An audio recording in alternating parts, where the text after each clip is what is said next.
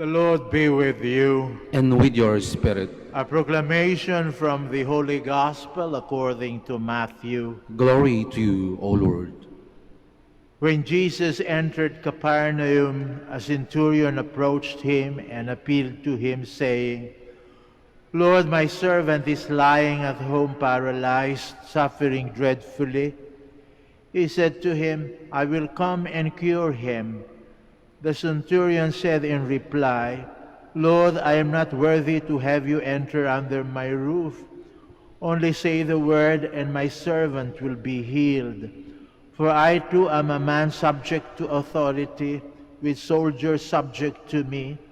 And I say to one, 'Go,' and he goes, and to another, 'Come here,' and he comes.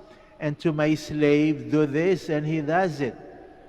When Jesus heard this, he was amazed and said to those following him, "Amen, I say to you, in no one in Israel have I found such faith. I say to you, many will come from the east and the west and will recline with Abraham, Isaac, and Jacob at the banquet in the kingdom of heaven.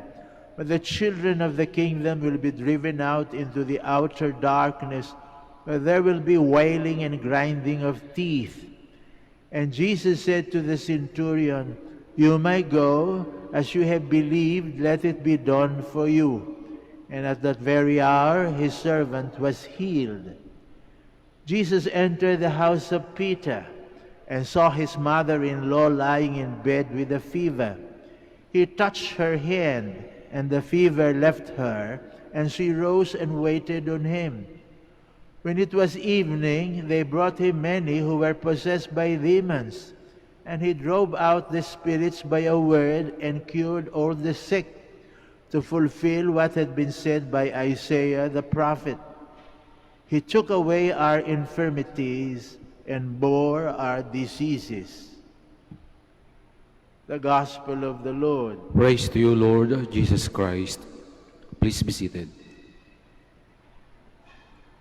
Kamangha-manghang pananampalataya, yan ang naging sagot ng ating Panginoong Jesucristo nang makaharap niya ang isang senturyong Romano na nagmamalasakit sa kanyang alipin. Iba ang ugali nitong sundalong ito. He was more than a gentleman and an officer. He did not deserve only to be addressed as Sir. More than that, the centurion showed his faith in our Lord Jesus Christ in such an outstanding way. Kaya ang pananampalataya ay hindi lamang ngawa, ito'y gawa. Pinakikita sa ugali. Kaya kahit na itong centurion na ito'y Romano, daig pa yung mananampalatayang Hudyo. Yung mga Hudyo, sinasabi, sila'y nananampalataya sa tunay na Diyos. Mga pagano, itong Romano. Pero nung makita ng ating Panginoong Jesucristo, higit pa yatang nananampalataya itong Romanong ito kaysa sa kanyang mga kababayan. Bakit? Pinakita sa gawa. Unang-una, kamangha-mangha at kataka-taka na ang isang manlulupig magkaroon ng pagmamalasakit doon sa mga nakabababa sa kanya. The conquerors usually abused the conquered. Di ba ga? In the process of colonization in our history, usually those who were conquered will be oppressed. The Roman or the boss were the boss during that time. They were the conquerors. The slaves were of different race. But this Roman centurion did not care for the difference of races. He was not a racist. And being a conqueror, he did not consider himself superior than those people whom he had conquered. Dapat sana nagmalaki siya. Siya may kapangyarihan. Ako ang boss dito. Kaya kung kayo mga nasasakupan, mga alipin ko lang kayo. Kung ano gusto kong ipagawa sa inyo, dapat gawin nyo. Kung wala na kayong silbi, wala nang saysay ang pagkalinga sa inyo, tapo na lang kayo.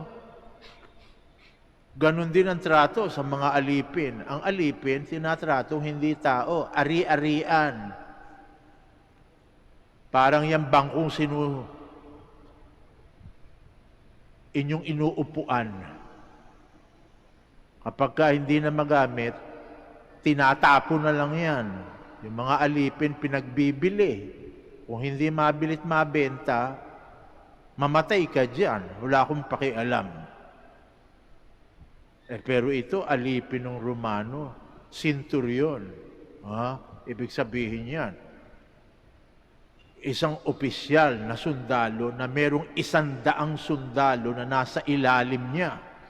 Makapangyarihan. At kung tutuusin, yung mga sundalo noon at sundalo nung ngayon, at mga pulis ngayon, meron hindi. O konti lang naman ang pagkakaiba. Parehong tanyag sa tinatawag nating police or military brutality. Di ba? They could do violence with impunity. Why? Because they're always exposed to violence and they have violent tendencies. Pero itong sundalong ito na opisyal, may pagtingin at pagmamalasakit dun sa alipin niya. Kaya naman nga ating Panginoong Jesucristo, nagpakumbaba pa. Nilapitan siya at nakiusap. Hindi nag-utos, nakiusap. Nakiusap sa kanya. Samantalang kung tutuusin, ang boss niya sa bayang yun, yung senturyong Romano. Kung tutuusin, mababang uri ang lahi ni Jesus, the conquered people. Pero humingi ng pabor na may pagkukumbaba. Sabi ba nga, hindi ako karapat-dapat naman magpatuloy sa iyo sa aking bahay. Kaya pwede ba sabihin mo na lang, sapagkat ako'y nananampalataya sa isang salita mo lamang, gagaling na yung alipin ko. Yun. Kaya na mga ating Panginoong Jesucristo, nowhere! Sabi niya, nowhere. Sabi niya ganun, here in my own country have I found the faith as much as these Roman centurions. Ayun sabi niya tuloy. Kaya yung salita ng centurion, lagi nating inaalala bago tayo mangumunyon, Lord, I'm not worthy that you should enter under my roof, but only say the word and my soul shall be healed. Doon galing yon. Doon sa salita ng centurion, na pagano, na Romano, na hindi kalahi ni Kristo, pero nanampalatayang matindi sa pag-uugali niya. Ano ibig sabihin nun? Yung sundalong Romano, ang tingin sa kapangyarihan niya, isa lang ibig sabihin, pagsisilbi. There is only one power and there is only one exercise to power, the power to serve. At yung kanyang mataas na kinatatayuan, binigay sa kanya ng Panginoon, hindi upang magmalaki at mang-abuso, kundi magsilbi. Huwag mong sabihing alipin yung pinagsisilbihan niya. Kung gaano ka kataas, ganun din dapat ang pagsisilbi mo, katinding pagsisilbi na gagawin mo doon sa mga nakabababa. Nakamangha-mangha. Kadalasan yung mga nasa itaas, ang tingin sila pagsisilbihan. Power is an entitlement. They might be first in everything. First in privileges. First in honor and respect. Diba? First in everything.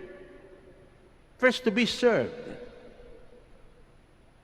First in comfort. Because they are entitled to it, because they have power. Powerful. Pero itong centurion, he considered this power.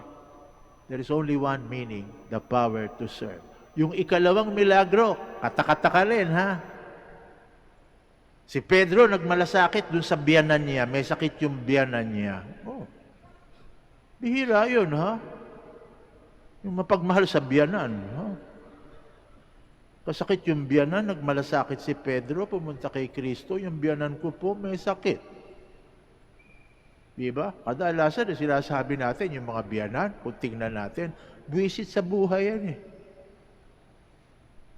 Kadalasan na nag-aaway, yung magbiyanan. Ito si Pedro, mahal niya yung biyanan niya. Bakit hindi niya mamahalin? Heto, pagkatapos na pinagaling ng ating Panginoong Jesucristo, ano sinabi sa salaysay? Tumayo na at pinagsilbihan si Jesus.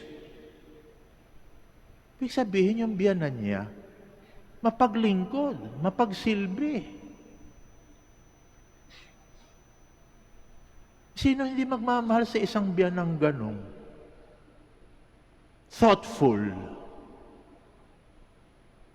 Ever ready to serve you in your needs.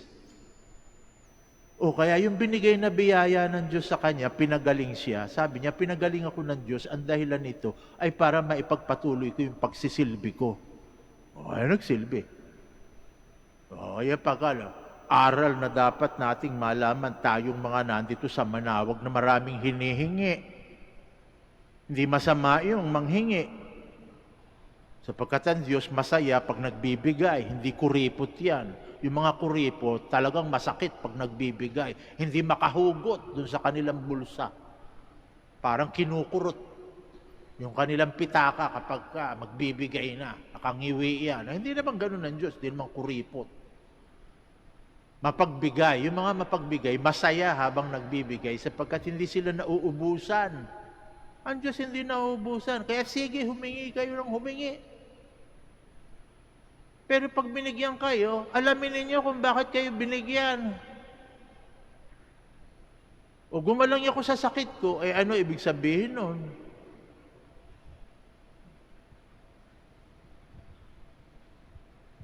Swerte ka ba dahil humaba lang ang buhay mo? O ano ang gagawin mo sa mahabang buhay? Sumaya ba ang mga kasambahay mo nung humaba ang buhay mo?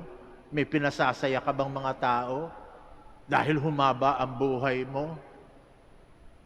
Sapagkat maalalahanin ka, mapaglingkod ka, o ikaw'y nandoon lang at inaabuso mo, yung mga tao na nakapaligid sa iyo, na akala mo kaya ka binigyan ng buhay para magmalaki, mag-good time, habang yung iba, binubusabos mo. Yan ba ang dahilan kung bakit ka binigyan ng buhay? Yan ba ang dahilan kung bakit binigyan ka ng sabi mo, bigyan niyo ako ng konting kayamanan. O bakit ka binigyan ng konting kayamanan sinasabi mong idadagdag sa kayamanan mo pa? Yan ba para makatungtong sa alta sosyedad? Yung ba'y binigay sa iyo dahil dyan? Ano pa mga hinihingi natin? Hinihingi natin tayo pumasa sa board. Dati humingi para makapasa sa board, para makapagyabang, makapag-party at sabihin, oy, nakapasa ako sa board. O gagamitin mo yung pagkapasa mo sa board para ikaw ay maging professional na nagsisilbi doon sa mga taong hindi kaya na humingi ng paglilingkod ng mga professional. O ano mga hinihingi ninyo? Pwede niyong gamitin pagkatapos. Yung para lang mag-good time. Diba natin naiisip na kaya ako binigyan pa ng mahabang buhay hindi pa natatapos ang misyon na ibinigay sa akin ng aking Panginoon. Kaya humahaba-haba pa buhay natin.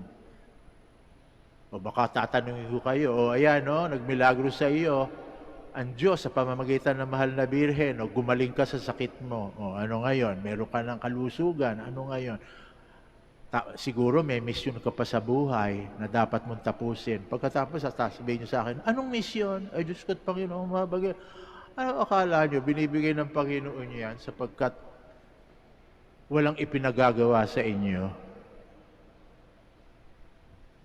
Yung mga pabor na binibigay sa atin ay libre. Ang grasya ng Diyos libre. The gift of God is free because it's a gift. Pero hindi ibig sabihin nun, is cheap. Hindi mura. Kahit na yan libre, hindi mura. Hindi mo basta ginagasta yan ng kung papaano. Kaya binigay sa iyo yan para pagyamanin din. Ha? Hindi dapat lamang yan ipagsilbi para lang sa sarili, ipagyabang, ipang-abuso, ipambusabo sa kapwa-tao. Mahirap. Yung iba, hindi nalalaman itong pananampalatayang ginawang halimbawa sa atin ng Panginoon sa senturyon at doon sa biyanan ni San Pedro. There is only one right use of power. The power to serve.